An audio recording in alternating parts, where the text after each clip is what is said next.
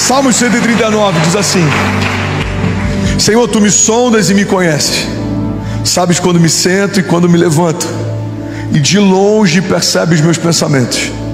Sabes muito bem quando trabalho e quando descanso, e todos os meus caminhos são bem conhecidos para o Senhor. Antes mesmo que a palavra me chegue à língua, tu já conheces inteiramente. Tu me cercas por trás e pela frente, e pões a tua mão sobre mim. Tal conhecimento é maravilhoso demais e está além do meu alcance. É tão elevado que eu não posso atingir. Para onde eu poderia escapar do teu espírito? Para onde eu poderia fugir da tua presença? Se eu subir aos céus, lá estás. Se eu fizer a minha cama na sepultura, também lá estás. Se eu subir com as asas da alvorada e morar na extremidade do mar, mesmo ali a tua mão direita me guiará e me susterá. Mesmo que eu dissesse que as trevas me encobrirão e que a luz se tornará noite ao meu redor, verei que nem as trevas são escuras para ti. A noite brilhará como o dia, pois para ti as trevas são luz. Tu criaste o íntimo do meu ser e me teceste no ventre da minha mãe. Eu te louvo porque me fizeste de modo especial e admirável. As tuas obras são maravilhosas, disso eu tenho plena certeza. Os meus ossos não estavam escondidos de ti, quando em secreto fui formado e entretecido como nas profundezas da terra. Os teus olhos viram o meu embrião. Todos os dias determinados para mim foram escritos no teu livro, antes de qualquer um deles existir. Alguém pode dizer glória a Deus por isso? Esse último versículo, pode até deixar aqui na tela, por favor. Ele gera paz para muita gente, mas ele deixa muita gente em crise também. Quantas vezes eu já fui questionado sobre o livre-arbítrio, sobre essa relação entre o livre-arbítrio e a soberania de Deus. Como que Deus estabeleceu todas as coisas para mim e ainda assim eu tenho liberdade? Se tudo já está definido, tem pessoas que caem na graça justamente por ter um entendimento equivocado a respeito dela. Se tudo já está definido, eu posso ter a conduta que for, eu posso caminhar do jeito que for, e vai acontecer o que Deus já desenhou para que acontecesse. Mas o livre-arbítrio, ele funciona como alguém que embarcou num voo e tem um destino final determinado, mas a qualquer momento você pode pular pela porta de emergência e seguir um caminho paralelo. Se você estiver onde Deus te estabeleceu, se você fizer o que Deus te pediu para fazer, vai se cumprir o que Deus já desenhou a teu respeito. Mas temos liberdade de abortar os sonhos de Deus. Temos liberdade de não permanecer no lugar que o Senhor nos plantou. Temos liberdade de abrir mão das promessas de Deus. Se nós permanecermos no lugar que o Senhor nos plantou, vai acontecer aquilo que o Senhor já preparou para nós. Olha o que a palavra de Deus diz, Salmo 139:16: os teus olhos viram o meu embrião. Todos os dias determinados para mim foram escritos no teu livro, antes de qualquer um deles existir. É por isso que a igreja de Jesus não tem sentido caminhar de forma ansiosa. A ansiedade nada mais é do que uma preocupação em relação ao futuro. Estamos tão preocupados em relação ao futuro que a gente começa a ficar ansioso no tempo presente. A ansiedade é uma expressão de dúvida, de inquietação, de insegurança. Mas se entendemos que Deus já está no nosso futuro, esperando a gente chegar, não há espaço para imaginarmos um futuro com Deus que seja pior do que a minha estação anterior. Irmão, toda nova estação que o Senhor te chama para viver, é o próprio Deus que vai te receber quando você chegar. E essa é a garantia de que o nosso amanhã vai ser melhor do que hoje. Eu não estou dizendo que vai ser mais fácil, eu não estou dizendo que todas as coisas vão acontecer no nosso tempo, mas eu preciso ter a firme convicção de que se o Senhor está na próxima estação que eu vou entrar, essa próxima estação vai ser marcada por sinais e maravilhas. Essa estação vai ser marcada por provisão sobrenatural. Por quê?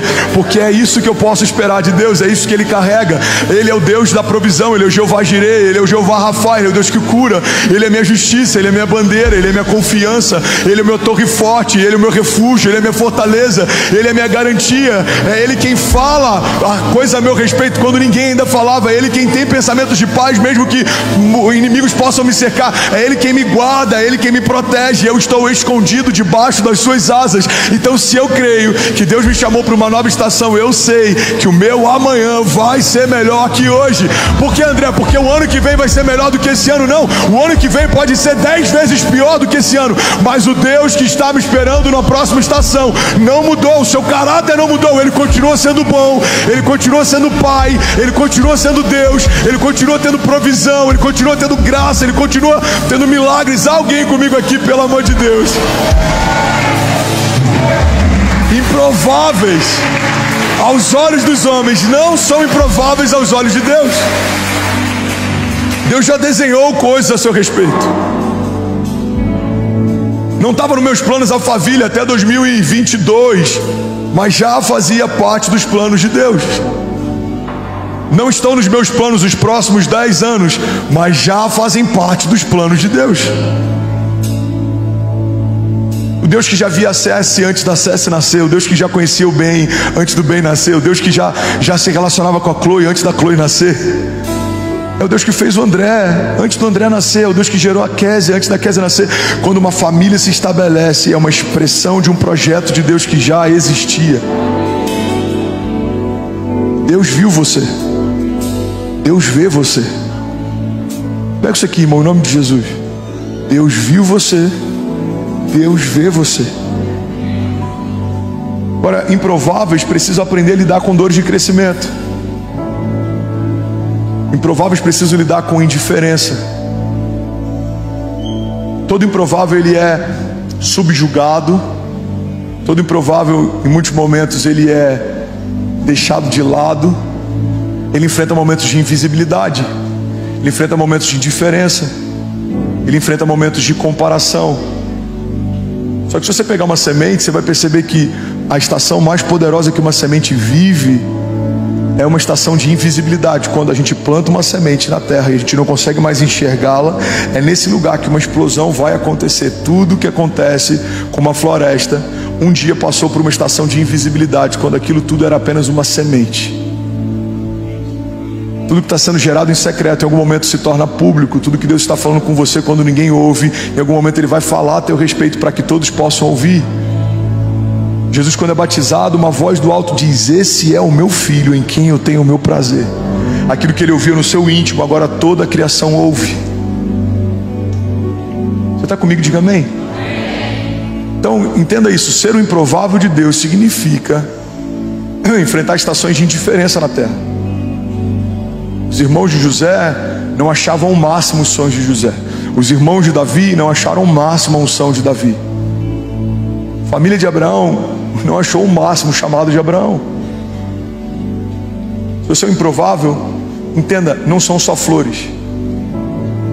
Existe uma graça sobrenatural sobre aqueles que decidem viver a vontade de Deus.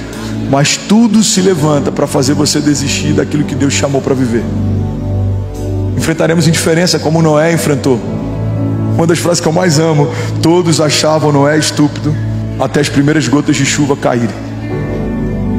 Um homem louco construindo algo sem sentido, até que um dia aconteceu o que Deus disse que aconteceria. A gente vai ter que enfrentar indiferença como Noé. A gente vai ter que enfrentar injustiça como José. A gente vai ter que enfrentar levante como Davi. Em um momento Davi está tocando a harpa para que o rei durma. Em outro momento ele está sendo perseguido pelo rei em meio a desertos.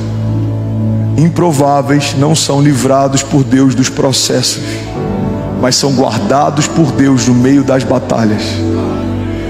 Deus não vai necessariamente te livrar de um deserto, mas Ele vai te livrar no deserto. Deus não vai necessariamente te livrar de uma tempestade, mas Ele vai te livrar na tempestade. Deus não vai necessariamente te livrar de um gigante, mas Ele vai te livrar na presença do gigante. Prováveis de Deus não são homens que são isentos das crises, dos processos. Não, pelo contrário. Deus sempre usa homens marcados para marcar. Deus sempre usa homens que foram feridos e sarados para sarar.